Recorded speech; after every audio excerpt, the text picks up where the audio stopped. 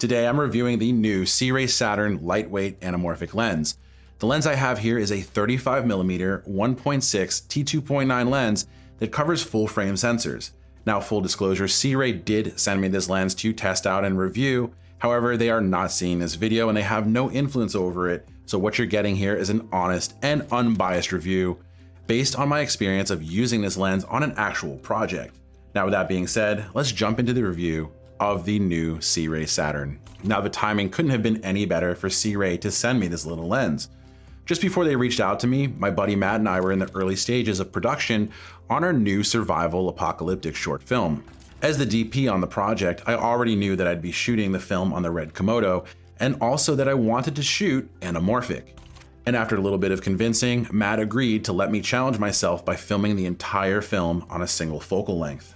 Based on the initial test shots I did in the studio here with the Saturn, I knew that I was going to get the look that I wanted.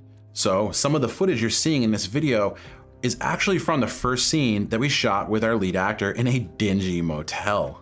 Off the bat, let's talk about a few details of this tiny lens. According to Sirui, the Saturn was specially designed to be as small and lightweight as possible to work well on gimbals, car rigs, and FPV drones, making it a really good combination with a camera like the RED Komodo. Sirui advertises this lens as weighing 400 grams, and when I tossed it on the scale, it came in at 418 grams, so that's not a far off claim. Coming in at only 4 inches long, not only is the Saturn extremely small, but it's also lightweight thanks to the combination of aluminum and carbon fiber materials that they've used. Now, this is a cinema lens, so it's fully manual, with focus and iris rings being geared. And this is a bit of a personal preference, but I found that while the focus ring was nice and smooth, the iris ring was a little bit on the stiff side. Now, on the other hand, the focus throw on the Saturn is 120 degrees, and I found this to make for a very smooth focus pull, especially by hand, considering how small this lens is. The Saturn comes in either RF or E-mount, so if you're looking to use this on something like a Blackmagic Pocket Cinema camera, you're pretty much out of luck. Rounding out the specs, the Saturn has a t-stop range of T2.9 to T16, and it has a 58mm filter thread, so if you're going to use a matte box or filters with this little guy, you're probably going to need to purchase some step-up rings. And finally, the price point for the Saturn is $1,299 US with a special 15% off launch promotion code. Now on to what you've all been waiting for, and that's how the footage coming out of this lens looks. As I mentioned in some of my previous lens reviews, sharpness is one of the most important factors when I choose a lens for a project. And I didn't find the Saturn to be too sharp to the point that it looked clinical.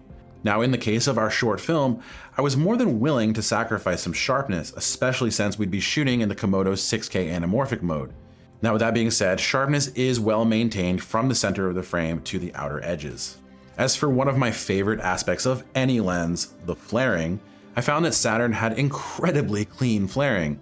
I did some in-studio testing of the Saturn's flaring and found that it produces some very neutral flares.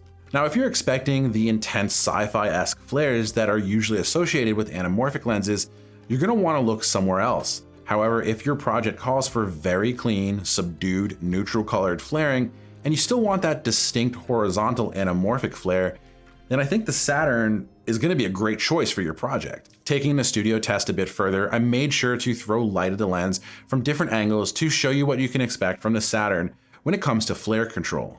In my testing, I did find very noticeable reduction in contrast when throwing a hard light directly at the lens, but honestly, that's nothing you can't fix without either a matte box, with a flag, or simply adjusting the light's position. Now, overall, I'd have to say that I'm very pleased with the flaring on the Saturn. I honestly have never been a huge fan of overstated anamorphic flares and personally find them to be a bit distracting at times, especially when they're not used tastefully.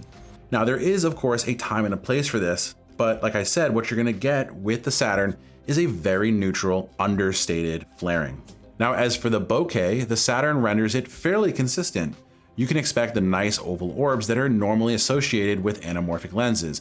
Overall, what I found with the Saturn is that its anamorphic characteristics are rendered in a very neutral manner, and in my opinion, makes for a very solid option for anyone wanting an anamorphic look without it being over the top. So with all that being said, after shooting the first scene of our short film with the 35mm Saturn, both Matt and I liked the look of this lens so much that we decided to shoot the entire film on this lens. Our next scenes do involve some car rigging work, as well as some light gimbal work on the Ronin RS3 Pro, so the fact that this lens is so small and lightweight will make things a lot easier on us. As a matter of fact, if you guys are interested in following along with our production of the short film, we are going to be doing a production diary series coming up on this channel soon, so don't forget to subscribe so you don't miss out on those videos. Now, as far as this lens goes, I do feel that Sirui has hit an absolute home run with the Saturn. With a price point of $1,299 US and compact size with pleasing neutral optical characteristics, this is a solid and affordable option for indie filmmakers who are looking to give their work a little bit of more character. Finally, I have been told by Sirui that they do plan on releasing additional focal lengths of the Saturn in the future, which I personally hope include a 24, 50, and 85mm. So that wraps up my review of the new Sirui Saturn 35mm Anamorphic lens. If you enjoyed this video, please do me a huge favor and give it a thumbs up. And if you're new here, please consider subscribing to the channel so you don't miss out on any of my future videos. Until next time, take care.